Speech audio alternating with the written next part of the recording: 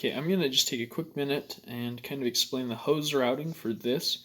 This is the PCV valve off of a 1995 Toyota 4runner. So that's the 3-liter V6. The engine is found on 4Runners and pickup trucks, and I believe in the Land Cruiser, possibly a couple other Toyotas.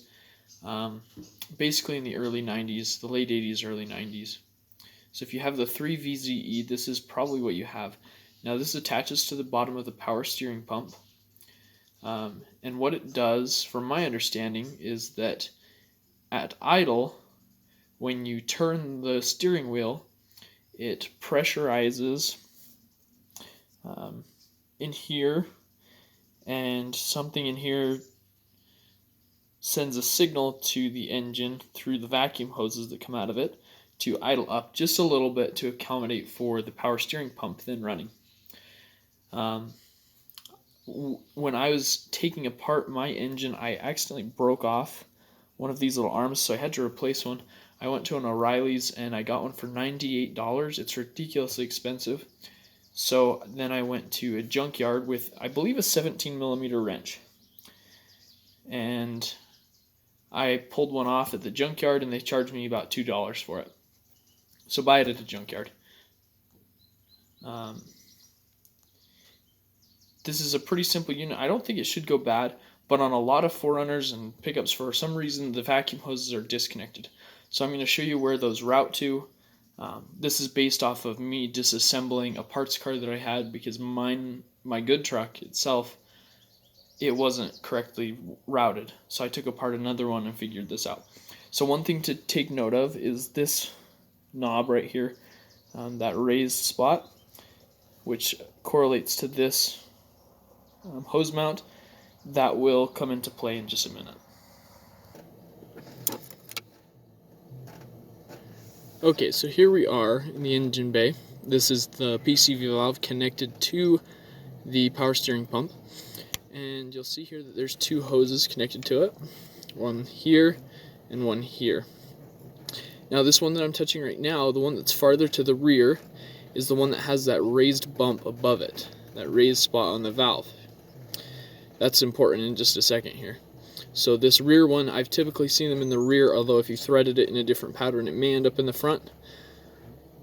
This rear one and the front one, and I'll show you where they route to right here. So those hoses follow up through here, through this whole mess, and then we get in right here,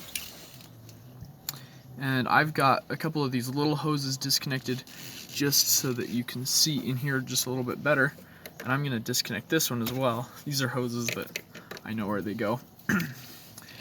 Okay, and then right here, so the best way to find this is to go to the top of the intake, and you're going to find this big hose. It's right next to this one with 3, okay?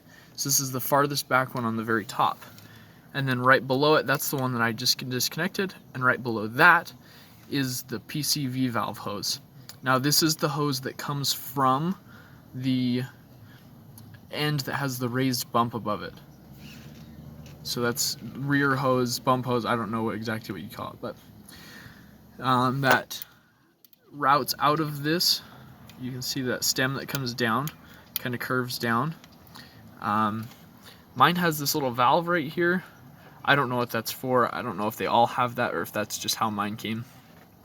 But that hose is the one that routes down to the rear hose on the PCV valve. And then the front hose, so the one that doesn't have the bump above it, routes right here. So you see this U-shaped hose below the 3 stems. It comes right here. So this one curves out from another larger one. So here's the first one, a large one, and the second one. So this is the front hose and the back hose. Got some of the exhaust gas or circulating system there. Another reference point is these 3 small spots right here. Normally these would have vacuum lines on them, and I'll show you what they look like with the vacuum lines on them, but I took them off for sake of being able to see a little better. And they just slip on and slip off. Another tip Just take the battery out when you're working on this. Don't try to go from the bottom.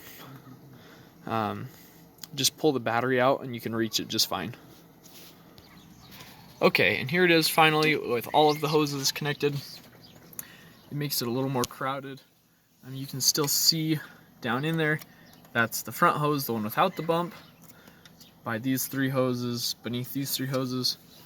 And right in here